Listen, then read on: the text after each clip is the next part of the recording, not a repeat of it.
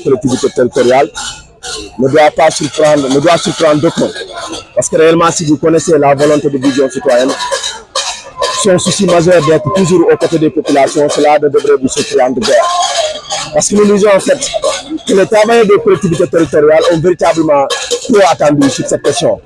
Et une grève qui a fait presque plus de 2 ans. Si réellement dans l'histoire du Sénégal une telle grève a existé, ces grèves ne sont pas nombreuses. Aujourd'hui, c'est comme si à la limite, si on parle de l'État est une continuité, quand nous avons eu écho que le ministre de tutelle, le ministre des collectivités territoriales avait rencontré les travailleurs des collectivités territoriales, nous nous sommes dit, tiens, il va y avoir un début de solution. Malheureusement, ce début de solution tarde à avoir le jour. Et de là, nous interpellons les nouvelles autorités étatiques, à savoir le régime du président, son Excellence Bassirou Diomaye Faye, son premier ministre, ainsi que le ministre des collectivités territoriales. Pour lui dire, et pour leur signifier en même temps que cette grève n'a fait que trop durer et que véritablement les Sénégalais qui ont besoin d'actes d'état civil, véritablement sont en train de souffrir. Ils font le martyr pour véritablement avoir ces papiers-là. Maintenant, tout compte fait, ce que l'État doit faire, c'est de tout rapidement solutionner ce problème-là qui n'a fait que trop durer. Vous savez, il ne faut pas qu'on ait un nouveau régime, mais qu'on voit véritablement les autres pratiques concernant à ce que l'on dit. Nous avons entendu, nous allons prendre le temps qu'il faut. Je pense qu'aujourd'hui, il n'y a plus de temps à attendre. Ces travailleurs-là ont fait cette grève-là, ils ont été dans un mouvement d'humeur depuis plus de 2 ans. Ça suffit largement. Nous demandons aux autorités étatiques nouvellement installées de prendre en compte ces doléances ou ces revendications des travailleurs des collectivités territoriales. Et cette solution se pose avec acuité.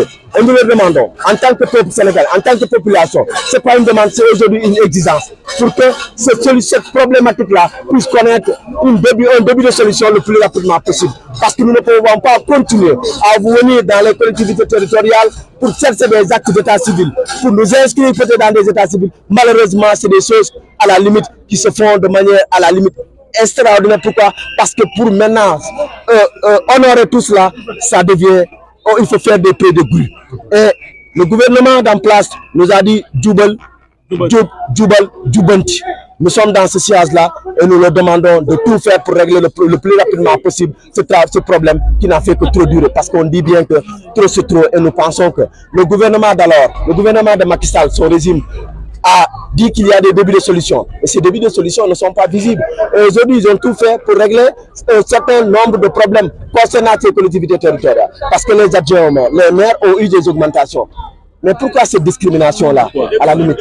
C'est une injustice. Et nous pensons que la justice doit être rétablie pour ces travailleurs-là. Ils ne sont pas des esclaves, ils sont des travailleurs. Ils font convenablement le travail. Maintenant, ce qui reste, ça dépend de l'État. Et l'État aussi doit respecter ses engagements, ses prérogatives avec ces travailleurs-là. Tu n'as jamais cessé, d'accompagner les travailleurs de collectivité territoriale. Depuis que cette injustice-là est là, Madia a été toujours à nos côtés.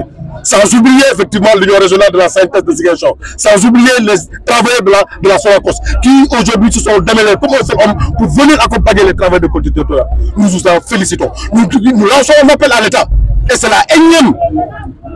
Nous disons à l'État d'appliquer cette fonction publique locale. Parce qu'ils savent très bien ce dossier, ils connaissent bien ce dossier. Le ministre, notre ministre de tutelle, Fofana, connaît très bien ce dossier parce qu'il était dans les accords des collectivités territoriales. Le premier ministre Ousmane Sonko connaît exactement très bien ce dossier parce qu'il était maire de la commune de Ziguinchor. Donc, nous savons effectivement là où il faut aller pour véritablement aller vers cette application. Nous voulons qu'il le fasse dans la paix parce que nous ne visons que la paix. Nous sommes des hommes de paix. C'est la raison pour laquelle nous avons organisé aujourd'hui une marche pacifique qui n'a même pas broché de ce truc. Donc, tout ce qu'on avait dit comme engagement, les travailleurs l'ont respecté.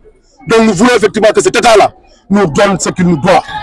Parce que ce qu'il nous doit là, ce n'est pas effectivement du chantage. C'est une loi. C'est la loi 029 du Code des collectivités territoriales qui nous octroie aujourd'hui ces augmentations de salaire. Nous ne pouvons pas accepter que l'État veut se jouer des travailleurs de collectivités territoriales. Nous sommes importants dans le secteur du travail aujourd'hui. Dans le monde du travail, les travailleurs de collectivités locales sont importants. On a dit tout à l'heure, les gens, quand ils veulent un acte d'état civil, c'est la croix et la bannière. Mais s'ils ne font pas attention, ça risquera de ne plus sortir. Ça risquera de ne plus sortir parce que nous sommes au ras-le-bol. Parce que 2 ans de grève, ça montre effectivement une mauvaise volonté de l'État. Ça montre effectivement que cet État-là ne se fout pas mal de ses travailleurs. Mais nous aussi, nous le rétorquons la même chose. On se fout pas mal d'eux s'ils ne règlent pas nos problèmes. Parce que nous sommes prêts à nous battre. Nous sommes prêts à mourir dans cette affaire-là. Sur deux choses principales. La première des choses, le texte que j'avais, c'est ça qu'on demande, qu'on applique. C'est ni les travailleurs des collectivités territoriales qui l'ont inventé. C'est des documents, c'est des décrets qui ont été signés. Il y en a 23 décrets qui ont été signés ici. Les 10 ont été signés par Abdoulaye Wade, les 13 ont été signés par Macky Sall. Donc je crois que l'État est une continuité. Par conséquent, tout ce qu'on va dire, les articles 8, 29, tout se trouve dans ce document-là. Donc, ce qu'on demande aujourd'hui, j'invite le ministre Bala Moussa Fofana à inviter l'intersyndicale à s'asseoir sur une table pour pouvoir régler de manière définitive ce problème. Vous savez, on ne peut pas revenir en arrière parce qu'une loi est une loi, il faut l'appliquer. Donc, c'est ça qu'on lui demande. La sortie de ce ministre-là ne grève pas à tous les travailleurs. Parce qu'un problème se règle sur une table de négociation. Dire qu'on avait 16 agents, 16 000 agents, ça c'est le recensement qui a fait sortir de ça. Où nous avons 3 catégories de travailleurs qu'ils ont classés. Le panier vert, le panier bleu et le panier rouge. Or, dans ce panier vert-là, seulement qu'on leur demande d'appliquer. Mais le problème, pour commencer, ça tourne autour de 6 000 agents. Est-ce qu'il y a un problème de régler un panier vert? Ou bien il y a une volonté de la part de l'État? Donc, nous l'appelons dans ce sens-là qu'on puisse négocier, régler de manière définitive. Vous savez, le lendemain meilleur de ce Sénégal-là est important. Parce qu'il y a l'apparition du pétrole et du gaz qui demande beaucoup plus de stabilité dans ce pays-là. Nous, de cette génération, on ne souhaite même pas que ce pays soit traîné en lambeaux. Parce que l'avenir de nos enfants, il compte dans ça. Nous, notre carrière est focalisée sur ce document-là. C'est pour cela que nous allons nous battre jusqu'à la dernière énergie pour l'application de ces textes-là. Pour terminer, j'interpelle le président de la République. Le président Bassirou Diomaye Faye, je le félicite par rapport à sa brillante élection. Avoir 50% de l'électorat, 54% pour un opposant au premier tour, c'est un signe indicateur. Ça veut dire que les gens ont misé sur vous, ils ont beaucoup plus de confiance.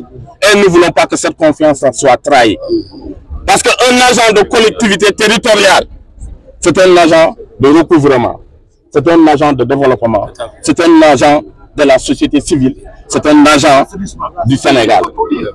Par conséquent, l'agent-là doit être respecté. Doit être respecté sur tous les plans. La politique sénégalaise me pose 2 questions. Comment on peut développer le pays en restant en rate les collectivités territoriales? À chaque instant, chaque régime dit le développement se fera à la base. C'est ça qu'on appelle un développement endogène. Et malheureusement, le budget affecté aux collectivités territoriales ne fait même pas 1% sur les 7 000 milliards. C'est dommage. Revoyons notre politique vraiment. Considérons les agents municipaux parce qu'ils abattent un travail sérieux pour le développement de ce pays. Un jeune président doit toujours viser sur l'avenir, doit avoir une vision. Cette vision d'essayer d'accompagner la population, la jeunesse, mais surtout les travailleurs qui fondent le développement de ce pays.